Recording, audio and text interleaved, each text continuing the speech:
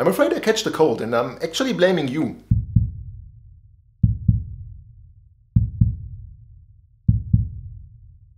Well, not you. I mean, with you, Apple. I mean, I blame Apple for that. From the ground, just like I was spellbound, all the odds were against me. So I picked up the pace, and now I'm in the race. Give me some space. Hi, hello and welcome my friends to the review of the Apple Watch SE. I'm rocking this one since 1 week, 24/7. So what is my impression? Why did I purchase it? For what? This and more you can find out in today's video. And by the way, I left some timestamps in the video description below, so you can navigate there to the topics you are interested in or just watch the whole video. So guys, without further ado, let's check out the Apple Watch SE. Let's go!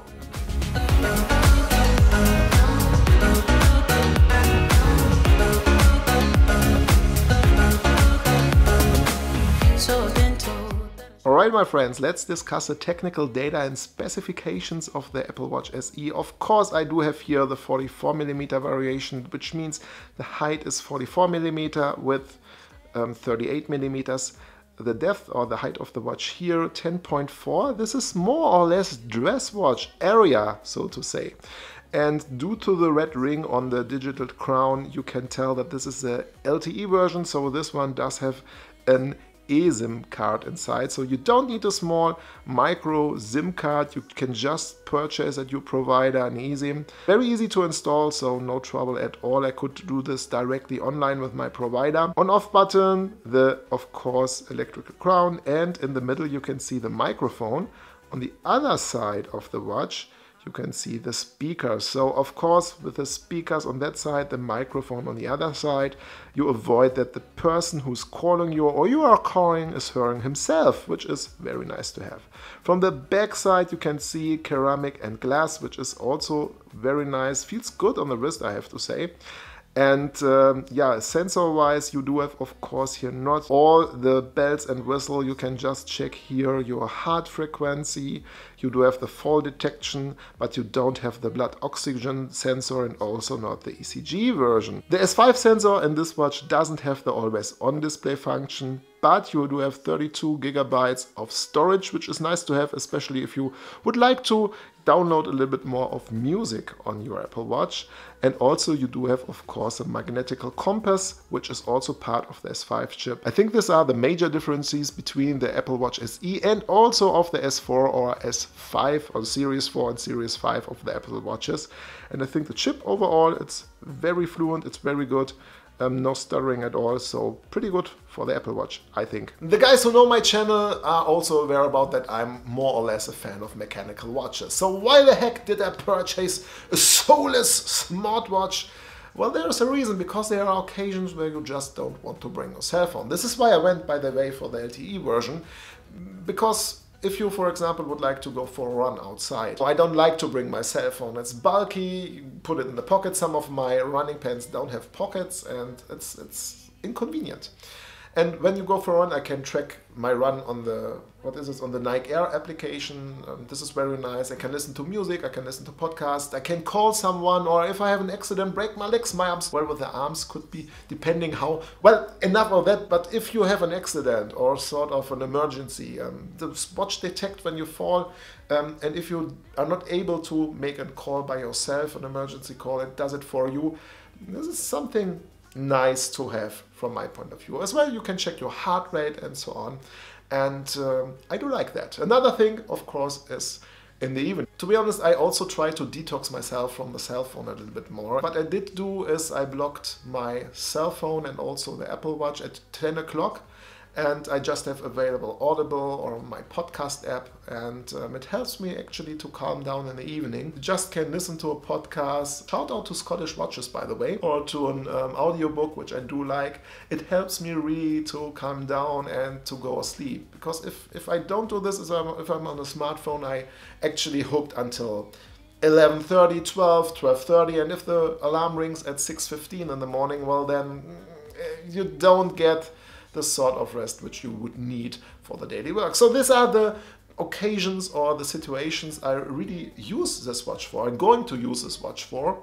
and what I do like to have and what I think makes my life easy. Also, if you would like just to go outside to purchase some bread or in the morning breakfast and don't bring your cell phone, this is as well a really easy and convenient way to be available, but not to carry everything with you. So yeah, this is why I got myself this one. Let's check out the rubber strap, which I really do like, to be honest. It's perforated, which I especially like in the summer, or as you did see, we went for a run, so if you're a little bit more sweaty, this is also nice for letting your arm breathe. It's very soft, and I like how it feels in your hand and also on the wrist. You do have here on both sides two small buttons, so if you push them down, you can actually slide off from the side the strap and exchange it, or if you have a new one, just slide it in from the side. It clicks here in, so it's secured. You cannot move it when you don't push the button, so it's a pretty cool system, I have to say. I would love to see this actually from some more of regular watch brands in terms of the exchangeable straps. Well, Vacheron Konstantin is doing this nowadays, Cartier with the Santos too. Anyways, the counterpart of the bracelet, you have here a little clasp, as you can see, and close it. I normally use the third or the second hole, and then you put it through the loop here, and it's held actually pretty safe and secure on your wrist. Oh, I forgot to mention that this is an aluminum case, by the way. This is the black version, but it's also available in silver and rose gold. So yeah, overall good bracelet, very good bracelet, I have to say, and I like how it works on the wrist. Battery life, of course, is an issue with a smartwatch, and I was positively surprised, to be honest. As mentioned before, I like to wear it also overnight, because I didn't want to wake up my wife when the alarm rings in the morning. This one vibrates in the morning, so I wake up, my wife doesn't, which is positive. So I actually did charge it in the night, or in the evening from 8 to 10 o'clock, threw it on my wrist and rocked it all the night, all the day until 8 o'clock. I did expect to have in the end of the day like 5 or 10%, but this was never the case. In the very beginning, I was every time playing and checking and working out the different apps. So I was left with about 35 to 55% of battery life, which is pretty good. So I think if you don't play all the day music and use the running apps and so on, you are a good 24 hours, I guess. Charging it was never empty, so it took like 1.5 or 1 hour. If it really is empty, it is going to take about, I think, 2.5 hours. So battery life overall pretty decent. 40 or 44 millimeters? This question I did ask myself before I did purchase this piece, and I'm honest with you guys, in the beginning I did purchase the 40 millimeter variation because for the purpose I would like to use the watch for, 40 millimeters was enough. Running, going to the gym, sleeping, listening to audiobooks and getting the alarm in the morning. The less watch you have and wear, the less it gets in your way.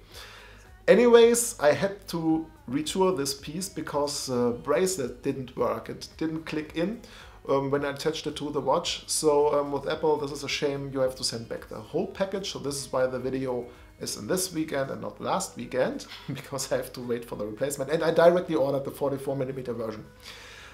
For one reason, because my hands are not the biggest, but I've got more or less thick fingers, and it's far easier for me to operate the 44 millimeter watch. With the 40 millimeters, it's a little bit more difficult. And if you are a guy, I would say 95% of you guys, I would recommend to go for the 44 millimeters because it's just 44 millimeters. Then you have the bracelet and it tapers down, and that's it. So even if you have just 46 millimeters of area surface on your wrist, you can rock the 44. And for the ladies out there, my wife is rocking the 40 millimeter versions, and it's big. The 44, it's really big on her wrist, and she prefers it on the 40 millimeter size because it gets less in her way. It's really good to wear. It's also for her easy to operate. Overall recommendation, of course, is If possible, try it on first, check out with which size you feel comfortable, and yeah, overall pretty happy with this one, and especially with a 44mm size in terms of operating the watch. Alright guys, let's discuss the things I do like about the Apple Watch quite a lot, which is on the one hand taking calls. I was surprised about that myself, but on the one hand, if you take them directly with the watch, with the microphone and the speakers, really good quality. I have received a pretty good feedback in terms of the quality of my voice. And as well, you can adjust the volume of the, of course, caller. And the quality of the speakers is really decent. You have this watch on your wrist, put your hand on your knee, lay back, and you can talk and chat and listen to the person who's calling you. It's very easy, it's very comfortable, no connection issues at all. Doesn't matter whether your watch is connected with your cell phone or whether you are using the eSIM. I never have had connection issues. I never have had issues to use a headset for calls or use the watch directly. And yeah, the call quality overall was pretty good. Another thing is, of course, the running app. And it's not the most accurate fitness tracker. I'm pretty aware about it, but it's for my needs accurate enough. I can check my runs, the time, my heartbeat rate, and so on. As well, I do like listening to music, to podcasts. Another thing I really like are the watch faces, the different watch faces. And some of them are really Rolex inspired. I myself do like to rock here the Pepsi GMT Master style, and you can add some additional complications, which I really like, because you can have there the weather app or weather information, temperature information, music information, of course your activity rings, and also you can have like thousands of different colors, faces, overall layouts on the dial, and I think there is definitely no one who cannot find a version he or she is not liking. Last thing I really do like is that the watch is motivating you to do something. I'm a lot of times in meetings and Zoom calls, and you get the reminder to, hey, let's get up and walk a little bit, or just breathe 1 minute and try to relax a little bit, which is really helpful in the day. I catched myself using more the stairs than the elevator because my rings weren't full, and yeah, it really motivates you to actually work out a little bit, walk a little bit more, to just close these rings. This is on the one hand a very good side. Alright guys, let's discuss now the things I sort of dislike about the Apple Watch, and one thing is this hand washing application, because I think it depends on the tab you use whether the things react or not, because sometimes I'm in the bathroom, I'm washing my hands and this thing is not activating at all, or activating when I already washed my hands like 5 seconds ago.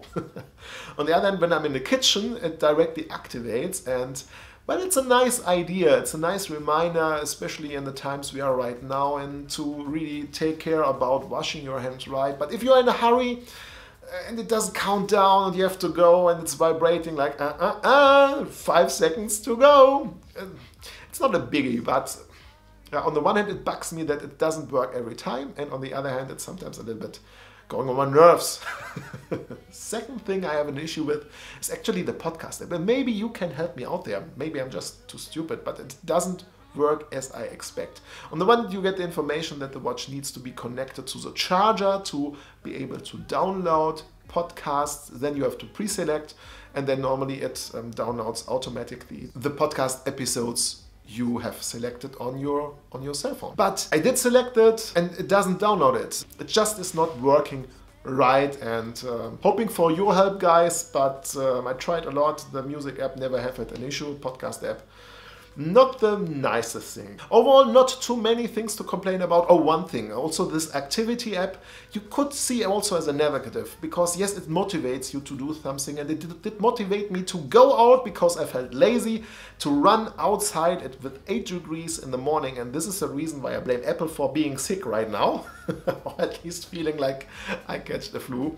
Nothing serious, guys, just joking here. But yeah, overall, nothing much to complain about. Another thing which did bug me sort of is the missing always on function. And as mentioned before, I'm a fan of mechanical watches, and they are always on. So I can have a glance on them and I can see directly the time. And here with the Apple Watch SE, it's not a serious issue, but I cannot have a glance because when I do it, I just see a black dial. I really have to rotate my wrist. The watch is on.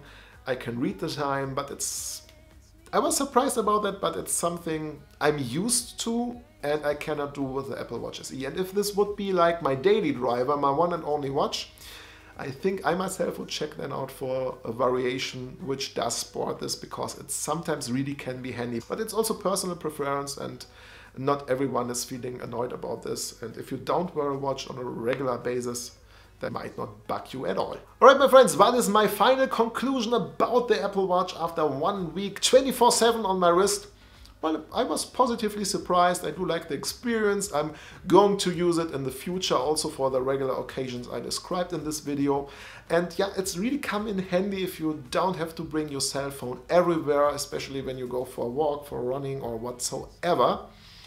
And to be honest, I'm thinking about next week wearing the Apple Watch on the right side and my real watch on the left side. It's a little bit strange. I think for this a 40mm variation would be a little bit better. Anyways, overall I'm happy with the purchase, and it's a cool experience actually. So guys, my question of course to you: do you own an Apple Watch? Do you plan to purchase one? Which one do you have, and what is your opinion about it? Please be so kind and share this with me and the community in the comment section below. My friends, I wish all of you now a very happy weekend, a good start into the new week. I really look forward to see you in the next one. Say goodbye and auf Wiedersehen. Euer Konstantin. Ciao guys.